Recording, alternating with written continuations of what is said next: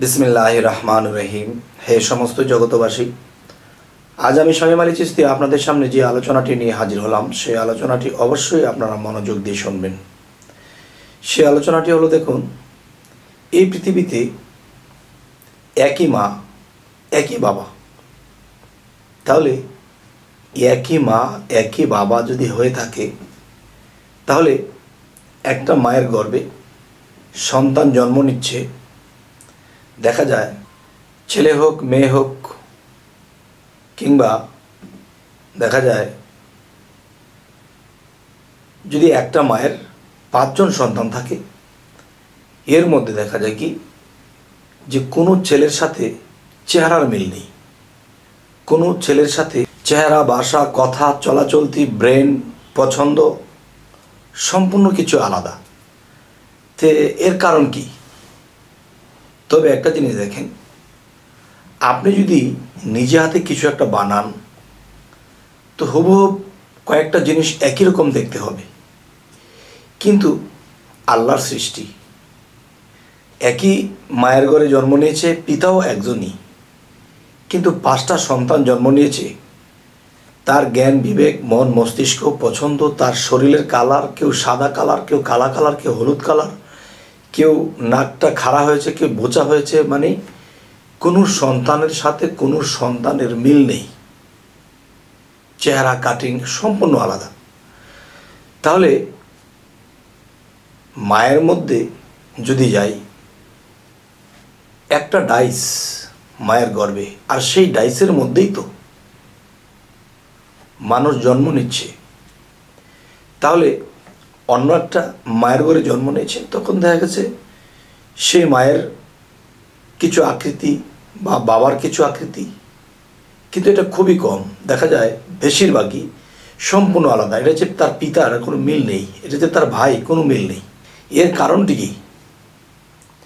এর কারণ হলো, দেখুন, আল্লাহ বলেছে তোমরা পৃথিবীতে কিছু বানাও, হুবহু একই রকম হবে, একই রকম বানাতে পারবে। কিন্তু আমি কি করেছি, যে মায়ের গর্ভে যে ডাইসের মধ্যে যে সন্তানটা জন্ম নেবে, যে কোনো ডাইস বা কোনো মায়ের গর্ভের মধ্যে যে ডাইস আমি রেখেছি, সেই ডাইসটির সাথে কারো ডাইসের সাথে মিল রাখিনি, সম্পূর্ণ আলাদা। আর যদি পৃথিবীতে সমস্ত মানুষকে একই রকম দেখতে হতো, তখন একটা ভেজাল হতো। সেই ভেজালটা শুধু একটা ভেজাল নয়। যেমন দেখেন, এখানে একটা বিশাল ভেদ লুকিয়ে আছে। সেই ভেদটি হলো, দেখেন, দুনিয়ার দিকে যদি আমরা লক্ষ্য করি, সকলের মোবাইলের যে সিমগুলো আছে, সিমটা কিন্তু দেখতে একই রকম দেখা যায়, কিন্তু ভিতরের নাম্বার কিন্তু এক নয়। আচ্ছা, নাম্বার যদি এক না হয়, তাহলে আলাদা আলাদা।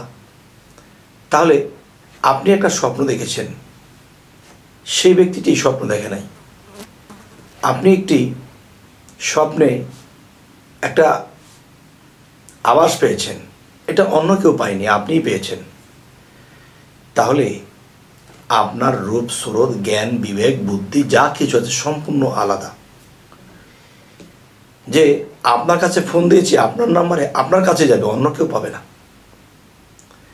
ঠিক আমি বলতে চাই, এই পৃথিবীতে যদি মানুষকে আল্লাহ একই রকম দেখতে বানাইতো, তখন কি হইতো?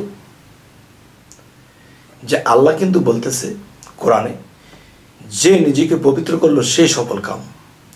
তো যে নিজেকে পবিত্র করলো সে সফল কাম, এটা কেমন করে সফল কাম? এটা এমন করেই, আল্লাহ যদি দেখে কেউ নিজেকে পবিত্র করেছে, তখন আল্লাহ কিন্তু মহাপবিত্র, তখন সেই মহাপবিত্র সেই পবিত্র মানুষটির মধ্যে আসে।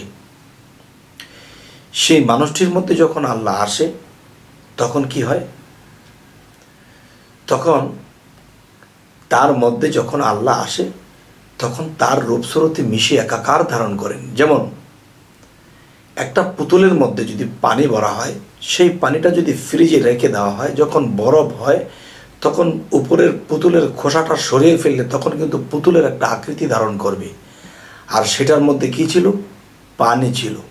তাহলে নীর আকার, নীরের আরেকটা ভাষা হলো পানি।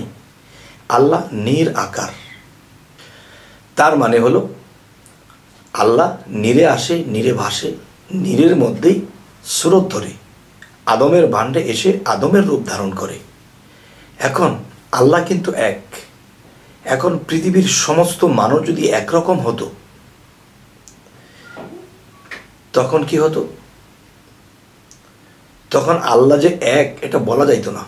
আল্লাহ এক বলতে পারতো না, কারণ লক্ষ কোটি অলিয়া আউলিয়াদের মধ্যে আল্লাহ মিশে গেছে।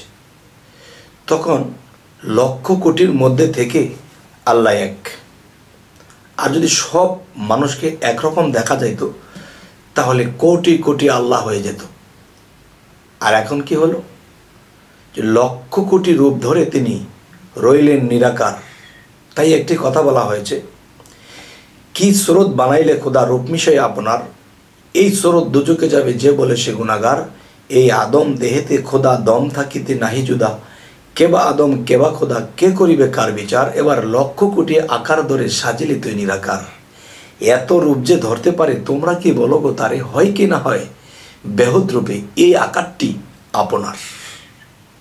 আচ্ছা, তো এখন যে কথাটি বলতে চাচ্ছি, এই পৃথিবীর সমস্ত মানুষকে আলাদা রূপ, স্রোত, আলাদা জ্ঞান, চরিত্র সমস্ত কিছু দেওয়া হয়েছে।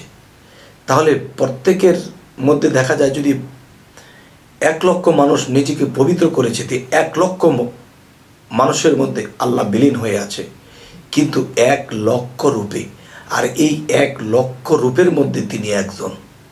কারণ সকল রূপ যদি একরকম হতো তাহলে 1 লক্ষ আল্লাহ হয়ে যেত। ভিন্ন স্রোতের মধ্যে যখন আল্লাহ মিশে যায় তখন আল্লাহ বলতেছে এর মধ্যে আমি এক, এর মধ্যে আমি এক, এর মধ্যে আমি এক, এর মধ্যে আমি এক। আর সবাই মিলে যদি এক স্রোত হতো তাহলে এটা এক আল্লাহ, এটা এক আল্লাহ, এটা এক আল্লাহ, একই রকম দেখতে। তখন কি হবে? তখন আল্লাহর এক থাকবে না। তাই বলবো কি, যে লক্ষ কোটি আকার ধরে সাজিলে তিনি নিরাকার। আর সেই নীর পানির আকার। পানির আকার কি? যেই ভাণ্ডে যায় সেই ভাণ্ডের আকার ধারণ করে। যাই হোক, হে সমস্ত জগতবাসী, তো এই পৃথিবীতে আমরা এসেছি কেন এসেছি? আল্লাহ কিন্তু বারবার একটি কথা বলেছে, বিশ্বাস বা ঈমান এবং ধৈর্যশীল হও। এই যে কথাগুলো বলেছে, আর আমি ধৈর্যশীলের মধ্যে আছি। আবার বলেছে যে নিজেকে পবিত্র করলো সে সফল কাম। সে সফল কাম কেন? তার মধ্যে আল্লাহ বিলীন হয়। কারণ আল্লাহ মহাপবিত্র, সেই ক্ষুদ্র পবিত্র মধ্যে আল্লাহ বিলীন হয়। তার মুখে কথা বলে আল্লাহ একদিন চলে যায়। তবে হে সমস্ত জগতবাসী, আজকে আমাদের এই আলোচনাটি করার প্রয়োজন কেন হলো? আল্লাহ কিন্তু আমাদেরকে অনেকভাবে বুঝিয়েছে, এটা কিন্তু আমরা বোঝার চেষ্টা করিনি। তো আমি যতটুকু চেষ্টা রাখবো বোঝানোর জন্য, যে দেখেন, মানুষ ছাড়া আল্লাহর রূপ স্রোত কখনোই পাবেন না। তাই বলা হয়েছে খালাকাল ইনসানি আদম ওয়ালি সুরাতিহি। আদমের স্রোতে আল্লাহ এই বিশ্বব্যাপী পালনকর্তা, সৃষ্টিকর্তা, এবং দেখা যায় যে বিভিন্ন আল্লাহ নাম ধরেছে এই আদম রূপেই। এই আদম রূপের বাহিরে যদি কেউ আল্লাহকে খোঁজে কখনোই পাবে না। পৃথিবীতে যেমন 18,000 মাখলুকাতের কথা বলা হয়, এই 18,000 মাখলুকাতের মধ্যে মানুষ কেন শ্রেষ্ঠ হয়েছে? এই জন্যই হয়েছে খালাকাল ইনসানি আদম ওয়ালি সুরাতিহি। যে আল্লাহ বলতেছে এই আদম স্রোত কার? আমার। আর এই আদম স্রোতের মধ্যে যারা দুষ্ট প্রকৃতির, যারা নিজেকে পবিত্র করতে পারেনি এবং যারা সফল কাম হতে পারেনি, আমি তাদের মধ্যে মিশতে পারবো না। আর যারা বিভিন্ন সাধনার দ্বারা যারা পবিত্র করে নিয়েছে, আমি তাদের মধ্যে বিলীন হব, আমি তাদের মধ্যে মিশে যাব। তবে জানি না আজকের এই শর্টকাট আলোচনা করে আপনাদেরকে কি বুঝ দিতে পারলাম জানি না। তবে আজকের এই আলোচনা আপনাদের কেমন লাগলো এবং সামনে কী ধরনের আলোচনা চাইছেন অবশ্যই জানাবেন, এবং আমাদের চ্যানেলটি যারা নতুন আছেন অবশ্যই সাবস্ক্রাইব করে নেবেন, পরবর্তীতে যেন ভালো আলোচনা এনে দিতে পারি। তো সকলে ভালো থাকবেন। আল্লাহ হাফিজ।